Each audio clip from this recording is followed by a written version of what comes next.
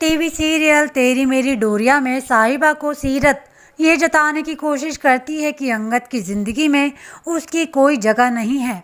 मनवीर उससे तलाक के पेपर्स पर साइन चाहती है। उसे लगता है कि अंगद उसके साथ कभी खुश नहीं था और ना ही हो सकता है।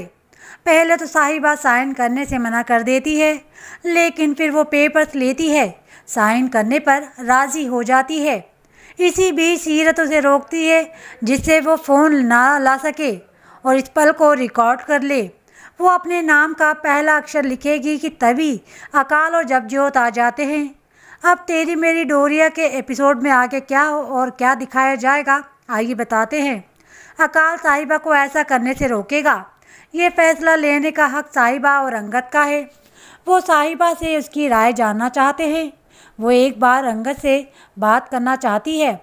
उधर अंगद ये सोच सोच कर कन्फ्यूज़ है कि जब जंगल में उसने साहिबा को बचाया तो उसने उसके दिल में प्यार महसूस किया था, फिर क्यों वो उस पर भरोसा नहीं कर पा रही है। वो बार बार ये क्यों कहती है कि उसके और सीरत के बीच कुछ चल रहा है। अंगद साहिबा से बात करते हुए इस पूरे मामले को सुलझाना चाहता है। इसी बीच घर की लाइट चली जाती है और सीरत अपना फ़ोन लेने गई थी और वो सोचती है कि अंगद से बात करेगी जिसे बता सके कि साहिबा के साथ उसका रिश्ता कभी था ही नहीं।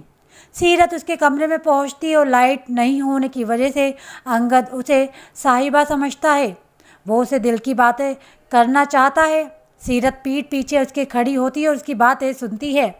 अंगद सीरत के पास पहुंचता है और तभी लाइट आ जाती है। वो देखता है कि वो सीरत है।